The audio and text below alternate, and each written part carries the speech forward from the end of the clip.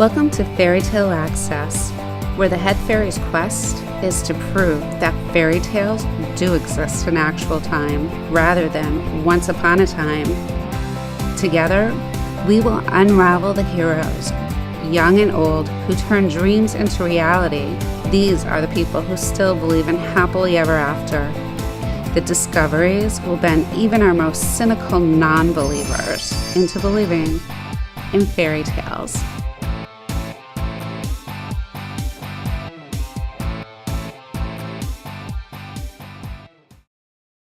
Hi, welcome to Fairy Tale Access. Today I'm really excited to introduce you to a new author and the creator of Temple Wars. His name is Rohit Gaur. Thank you for joining us. Thank you, Denise, for having me. I'm very excited to join your show. Oh, thank you. We're excited to have you. So give us a little information about Temple Wars. Yeah, so this was my Temple Wars. It's a new franchise. It's a young adult fiction. And, this was my childhood dream. I spent 5 years writing the first book. It's called Ganesha's Temple, and it's part of the Temple Wars franchise series. And it takes place in Kashmir. It's about a young boy who discovers Ganesha, and Ganesha helps him be reunited with his mother. And Ganesha's story is very similar too. Ganesha was created by Parvati to guard her while she bathed in the cosmic ocean. And similar to Ganesha's story, Tarun's story, our protagonist, is very similar. So there's this major theme of protecting what you love and motherhood. So Temple Wars has just been picked up by Penguin Random House in India, so I'm very excited, and it's going to be published next year, both book 1 and 2 a little later, obviously. Mm-hmm. So yeah, very excited. Wow. So how many books are in this series? So the Temple Wars series has 10 novels. 10. How did you narrow it down with all those characters to choose from in the Hindu religion? Is it the religion that the stories are made from? So the stories are based on Hindu mythology, and I love literature and I love Greek mythology. So there's not much out there in terms of Indian mythology, and I figured I could do something really great with the story. So yes, it is based on Indian gods, and there's a trinity, Vishnu, Brahma, Mahesh, which haven't been introduced in the first book. We start off the first book with Ganesha, and I actually have an idol right here to kind of show and tell. Oh, he's so cute. So Ganesha is the Lord of Obstacles. So, he's also the Lord of Wisdom and literacy. I like to think Ganesha, for me, is the Lord of Obstacles who removes your obstacles, but also kind of puts obstacles in your way so you can grow and learn and kind of overcome your own obstacles. And then, he kind of tricks you like that. But yeah, he's a very a cute god. He has a pot belly. He has an elephant head. And there's a story behind that. The elephant head. So when Parvati created Ganesha, she had him guard her while she, bathed in the cosmic ocean. And while she was bathing, her consort Shiva came down from the Himalayas to be with his wife. And Ganesha, not knowing who he was, started fighting with him. Shiva cut off his head, and then as Parvati came out of the ocean, she was broken. She's like, "Oh, you killed our son," and he's like, "Oh, I didn't know we had a son." And so then he went to the forest and he found the first animal that was about to die, and he kind of joined the two lives, and he kind of reunited this life into one, and that's how Ganesha was born. So yeah, first book's on Ganesha. Wow, and I love how you took what Ganesha stands for, the obstacles, and wove it into the story. So this whole family had so many obstacles to overcome through the course of the story, and yeah. You brought in the conflicts that are going on in the area. So yeah, tell us a little bit about that. Sure. So like I was saying earlier, Ganesha's temple is based in Kashmir. And it's about a boy whose father is the first Hindu chief minister of Kashmir. And Kashmir is divided between India and Pakistan. And they fought maybe 6 wars between each other for this part of land. And Kashmir is a very beautiful a piece of, I guess, a land property in between them. And it's called the Valley of Dreams. So both nations are nuclear, so it's a very, very dangerous place to be in. And so our main protagonist, Tarun, his father, the CM of Kashmir, plans to build a wall that divides India-controlled Kashmir and Pakistan-controlled Kashmir. There's a lot of politics that, come about. And it's very similar to our current president, who's also interested in building a wall in Mexico. So it's very timely. It's timeless. It's a very simple but overwhelming conflict. The lessons that Ganesha teaches us are many. So Ganesha has 4 arms, and he has, in my story, he's holding the tusk, which is a symbol of duality. Like there's night and day, there's life and death, there's good and bad. He's holding the rope, which is to reach your potential. He's holding an axe, which is used to cut off all bonds of attachment. And so these three objects are what Tarun has to find when he meets Ganesha. So this is how the story plays out. So Tarun is in Kashmir, and there's the Ganesha Chaturthi festival, which celebrates Ganesha. And, as his mother, and his brother are celebrating this festival, there's a terrorist attack, which kind of throws everything in turmoil. And when he meets this Ganesha, he's not the Ganesha you and I know. Ganesha's very old and dry and very weak. And the idea is that human cruelty has filled up inside of him, and he's lost his powers and his weapons. So Ganesha is from a land called the Vale Lands. And where we live, yes. Do the Vale Lands, do they have something to do with Hindu mythology? They do. So, the high concept here is that the Vale Lands came first. And basically it's like a parallel universe, a parallel Earth, where there's a lot of spirits, and there's this energy called prana. And prana is kind of like the force; it's magic. And there were these 4 brothers, and one of the brothers had a quarrel with the rest of them, and the 3 brothers banished their brother into another universe. And the way they did that was by creating temples. So there are these 7 major temples throughout Earth, and when you enter these temples, you enter the Bare Lands. And my story goes like this. When this brother was banished, prana from the Vale Lands spilled into the Bare Lands and created humans. And so prana is kind of like, this magical element that's all around us, and we can do a lot with it. So the Vale Lands is all about these gods and spirits. And the high concept is that the Vale Lands preceded the Bare Lands. So, we are a product of prana. Okay. Yeah. I loved it. I mean, I loved the way the action, it wasn't simple in any manner. It was a great story to follow that kept pulling you along where you couldn't put the book down. And Thank you. It was given to me by a 6th grader who really enjoyed it. And he's like, you have to read this. I'm like, okay. Wow. So I'm really excited that we got to talk to you about it. But I love the way that you bring all the mythology to life. And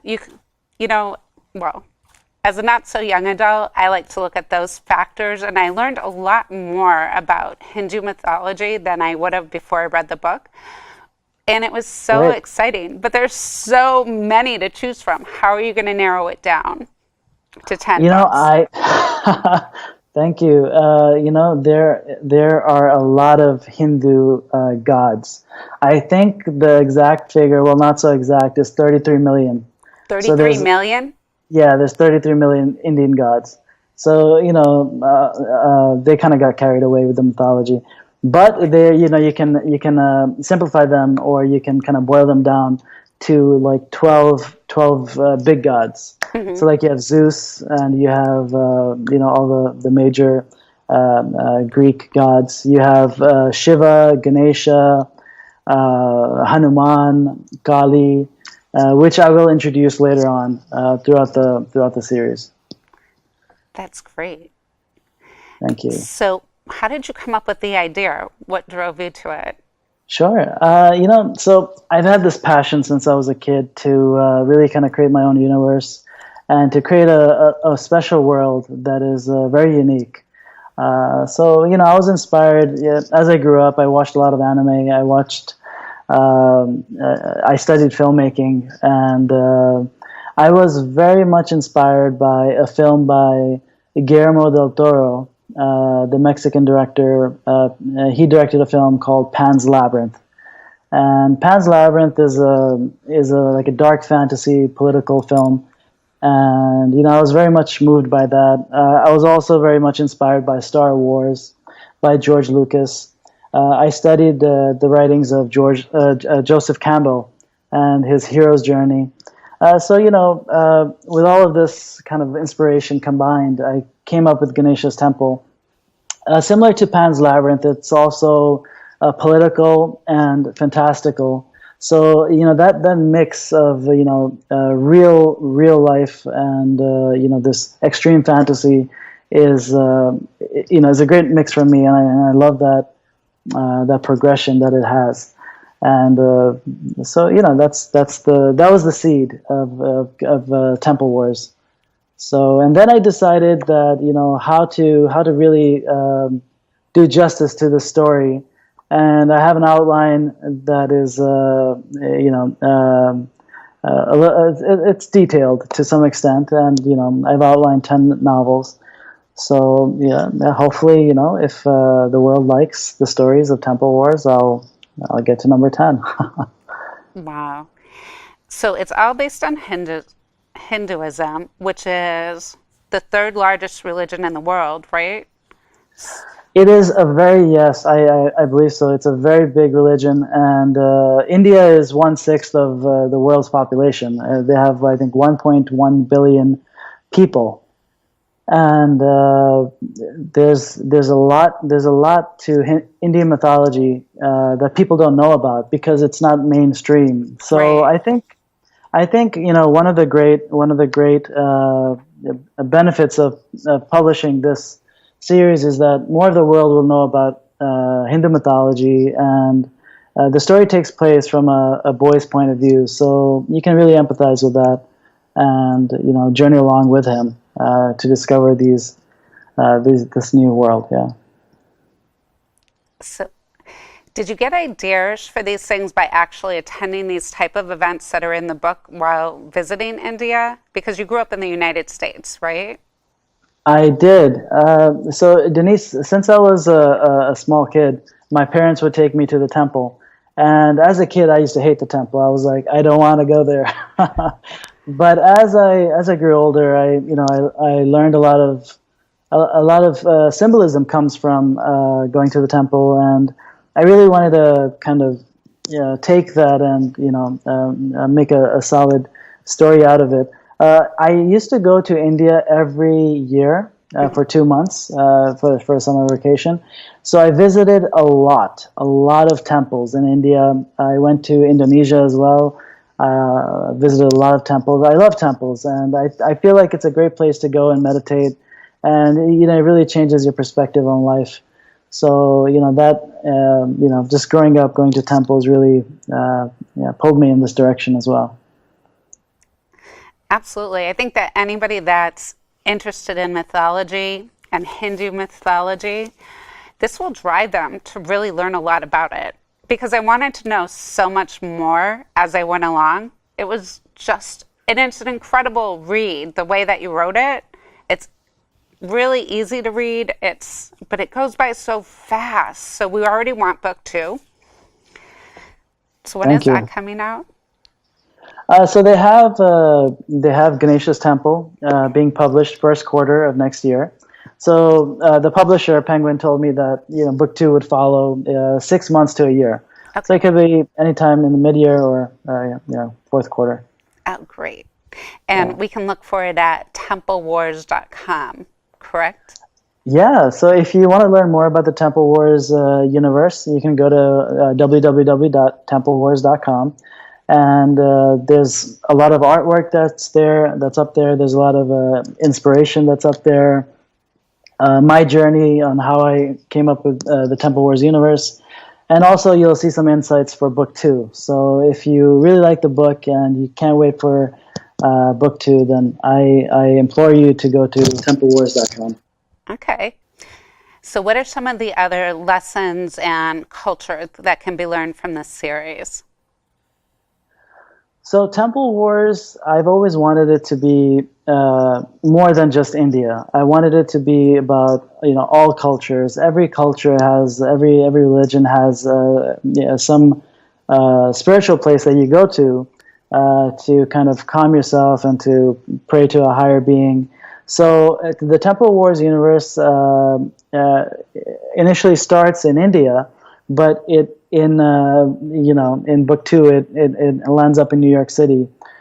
So it's a multicultural series, and a lot of the heroes that are in the Temple Wars universe come from different backgrounds. I feel like it can teach us a lot about many cultures and not just Hindu mythology. Great. So, what are some of the ideas or some of the plots that are coming up in the next few books? So we have a very hard to kill antagonist in the Temple War series. Similar to Ganesha's Temple, the second book is on Shiva, and Shiva is actually Ganesha's father, and it follows a similar structure, but it's very different. And I want to keep some similarities between all the novels. So one thing that you'll see again is that you'll read again is the objects and how Theron goes about finding these objects and what he can learn from all these objects. Because when we look at these objects, they're very, very simple, and they're household objects, some of them. But you can learn a lot. There's a lot of symbolism that comes out of them. So it's always about learning things from the ordinary and mundane that are in your life that are surprisingly exciting and new if you look at them from a certain perspective. Definitely. I loved how the symbolism fit in. Can you explain a little how the phoenix fits in to the Hindu? Sure. Sure. So the phoenix bird is, it's a legendary creature that was originally taken from Greek mythology. But like I mentioned earlier, in Hindu mythology, there's not a lot of mention of the phoenix. So this was my attempt to kind of bring in more of European influence. And as you'll read on, you'll see that there are a lot of other influences that come from from all over the world, and I think there's a lot of beauty to that. And I think when all these great inspirations kind of mix and match, something very unique comes out of it. Oh, definitely. And what about the whole plot in the first book? Was that based on any personal experiences, somebody you knew, a story that was similar in some way through history? Yeah, so some of the plot was inspired by old folk stories and music that is, that I heard and read growing up as a child in India. So there's so much literature that is, not known to the mainstream industry and people that I wanted to take that inspiration that I got from all these short stories from my childhood and kind of kind of weave them into Ganesha's temple and showcase them. So Tehran is a 14-year-old boy that turns out to be one of the main characters in the first book. Can you tell us a little about him and how he developed? Sure. So yes, Tarun is a 14-year-old teenager in Kashmir, and so I wanted to kind of establish that he's had a very guarded experience because he's the son of a chief minister, and life can't be easy. He has bodyguards, and he lives in a gated house, so that comes with its own restrictions, and I feel like he's almost a very like a Shelter. He's too sheltered. Absolutely, he's too sheltered. So what this journey does for Tarun is that it throws him out of his comfort zone, and all of a sudden he's in a place he's never seen before, people he's never known before, and he's lost. And it's about it's a coming of age story about how this boy can really find himself by getting lost, meeting new people, going through this adventure and learning all these lessons. I believe that by the end of book one, Tarun's much more mature. He knows how to take charge, and just a much more independent person. Wow. Is he going to be one of the lead characters in book two? Yes, he is. Tarun's story continues throughout much of the series. Great. Any other new characters that you can tell us about? I want to keep it under wraps for now, but he does have a love interest, and she is going to play a much bigger part in book two, and that will also show you a new side of Tarun that you haven't seen yet. Oh, that sounds exciting. Well, thank you for writing it. I really enjoyed it. Of course. So what other advice could you give to young readers today that are interested in mythology and adventure? And my number one advice would be to read. I feel like our generation or the younger generation, a lot of kids, they don't read as much as they should. So I think reading a lot is the first step. And Greek mythology was my foundation, and I love Greek mythology. So I think that's a great place to start. Yeah, and read and write. I write every day in the morning, early in the morning, around 5 o'clock. I rise with the universe, with the sun, and I think early morning writing is very beneficial if you want to become a writer and tell great stories. Yeah, you tell great stories. And you're an entrepreneur, so it's kind of surprising that I don't think young people would expect an entrepreneur to have as much of imagination as you did to come up with this book. It's really, wow. It really blows you away. I haven't been this excited in a while. So I'm looking forward to book two. Everybody can go to templewars.com. And was there anything that we didn't cover that we wanted to leave our listeners with? I think that's it, Denise. Thank you so much for having me. Oh, my pleasure. All right, everybody. If you want a great book to read, Temple Wars is it. Temple Wars. It's templewars.com. And until next time, keep asking questions. We'll see you soon.